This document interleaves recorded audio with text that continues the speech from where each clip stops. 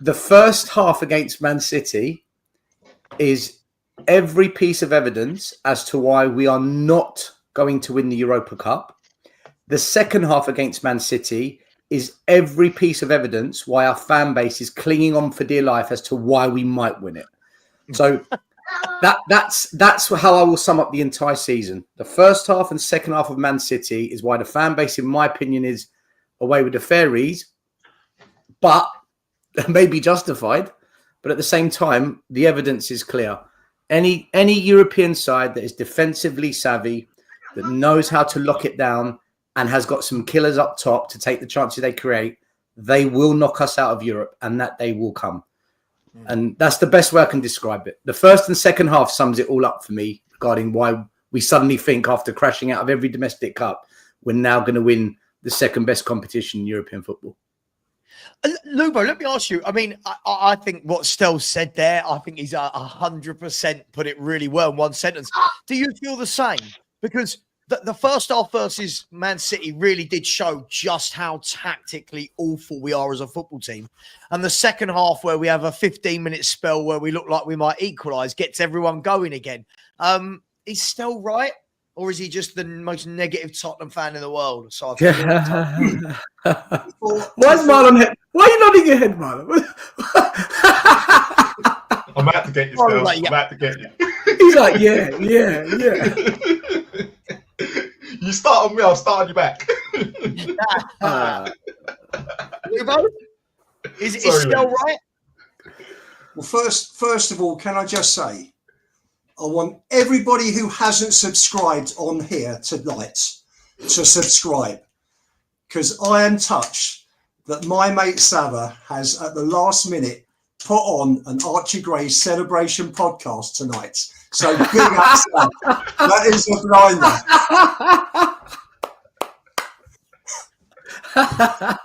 So anyone who sees me and Savva have these feisty exchanges, there's nothing in it. This is proof. So I'm very, very touched today. So really, what was that program, Lubo, where they used to get the big red book? Was it This Is Your Life? This Is Your Life. Yeah. Michael Aspel. Archie Gray. We'll get to Archie Gray. Don't worry, we will get to Archie Gray. You can have your... Listen, I couldn't start on the show without expressing my appreciation. What I think about Wednesday, I thought the first half was dreadful, wasn't it? It was awful. The second half, first 15 minutes, there was not much going on. I thought the last half an hour, I thought we had a few chances, could have got something out of the game. Yep. It was one of those, wasn't it? Will I look forward to the end of the season? Probably depends on how we do in Europe.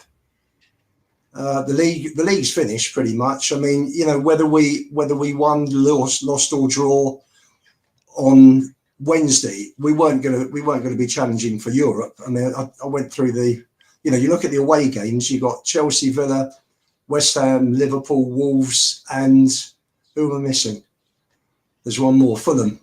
West Ham. Do you say Fulham? You got Fulham, West Ham, and Chelsea in London. You got Liverpool, Villa, and Wolves out of London. So for me, maybe 4 points we'll get from those 6. And at home, you've got Southampton and Palace. I would hope we win. Brighton, Bournemouth, and Forest, maybe a point. So for me, I'm looking at 13 points tops, which gives us 46, which puts us nowhere near a Conference League place. So for me, Wednesday, although I hate losing, it wasn't a fatal defeat. You know, for me, next Thursday is more important. But Wednesday summed up for me everything that is wrong with our manager. To start with, you know, you look at City carved out 3 big chances in the first half. All came down via Doku. 3? But major big chances, clear-cut chances. Clear-cut, yeah. I'm going to go with 5 or 6, but okay, we'll go with 3. If you try, but most of them came down one side, didn't they? Which was Doku's side. Yeah. Had he put Spence on that side, then the domination that City showed and breaking through all the time that built momentum for City throughout that first half, it may have been a different game. So you got Spence there, Spence out, and Porro there.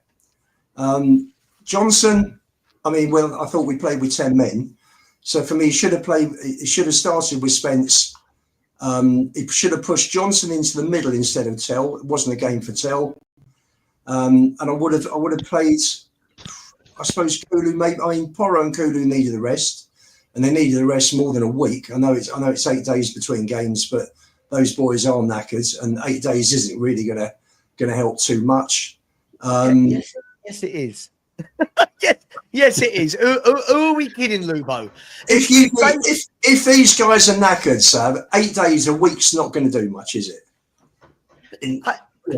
Listen, we're going to have to disagree immediately, me and you, on this, Lubo. I'm sorry, those boys could have played on Wednesday night, knowing that we're not playing till the following Thursday.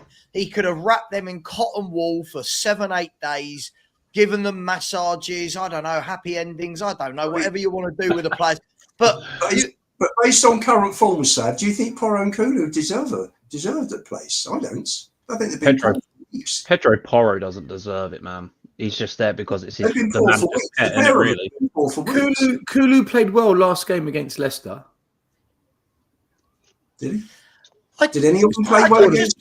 Scored a pretty good solo goal. More than what Brennan Johnson and Odebert and Matej.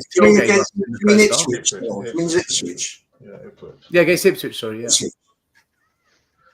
I mean, everything that's wrong with this team at the moment is going back to when Savva would bring up the picture of the high line against Chelsea just nearly over 2 seasons ago now. Everything wrong with our team and our tactics goes to that high line.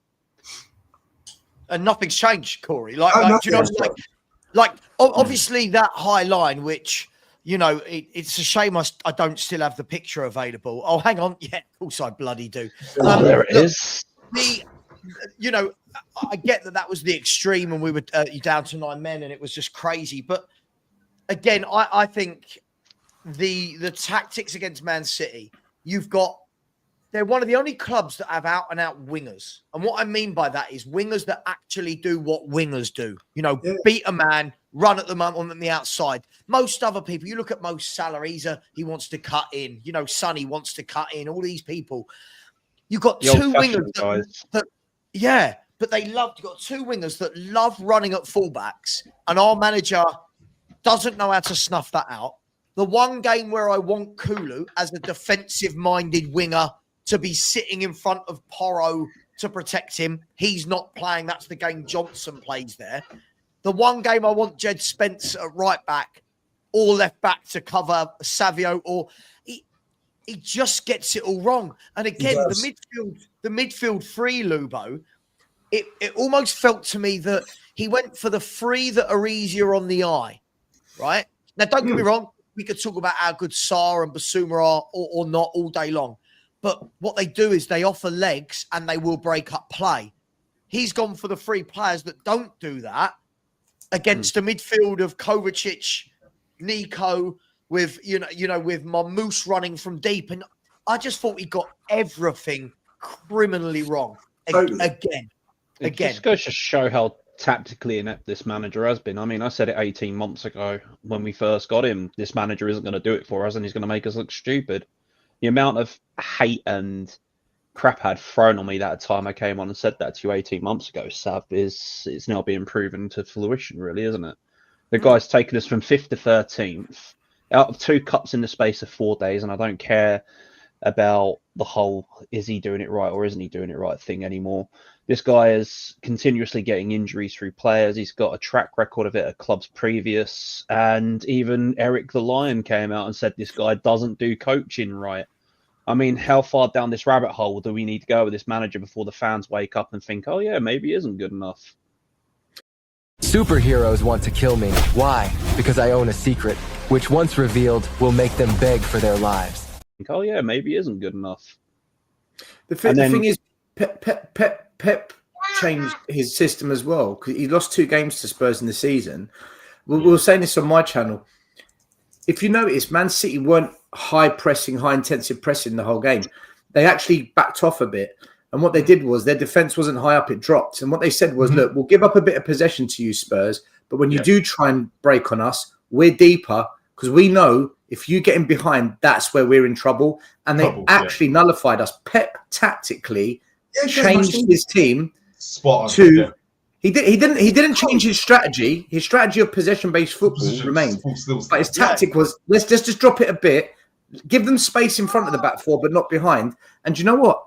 Ange didn't know what to do. And for 45 minutes, and the way Ange adapted was second half, he got the forward wide players to drop, and they doubled up on Doku and they doubled up on Savinho, and they didn't get as much joy. And then Spurs kind of got into the game a bit as Man City tired. So I think tactically, Ange actually got outdone by Pep. And Pep proved, because we get it on this channel a lot when people say Pep's overrated, I think Pep proved he's still a world-class manager.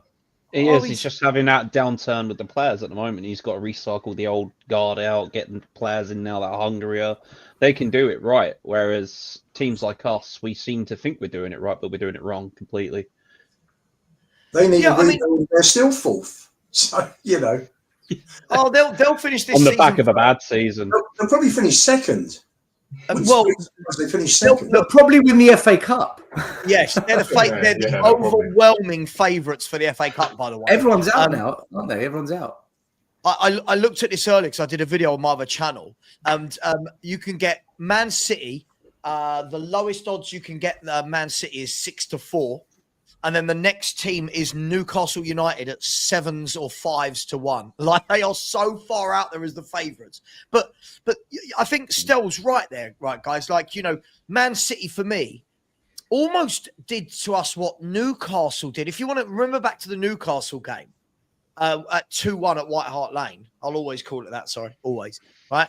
The first half, Newcastle had a lot of the ball, a lot of chances, a lot more overloading in midfield. Second half, were a bit deeper and said, go on, have the ball. They were happy for us to have the ball because they know that we don't create too much. City, I almost felt, did that, which is very rare for a Pep team to do that. But he figured it out. He's figured it out from playing Ange's teams. If I do this, and I thought defensively they were excellent. Yes, we could have scored a couple of goals. I'm not saying we couldn't, but they also could have nicked a few in that second half going the other way. I just think that the whole thing for me is, Marlon, if I go back to what Stel said there, that for me is why these better teams in Europe will win, because their coaches adapt. Our manager just simply can't adapt to his surroundings. No, this is always going to be a problem, because if you look, everyone says Ange's European record is awful.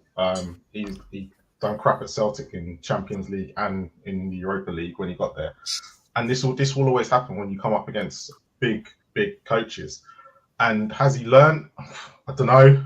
I don't know. I know a lot of people say he hasn't, but we'll see how these next few games go, because he's got Europe to prove himself. He now has Europe to prove himself. My biggest issue is that if we come up against Frankfurt or Olympiacos, even Lazio to a certain extent, how's he going to cope?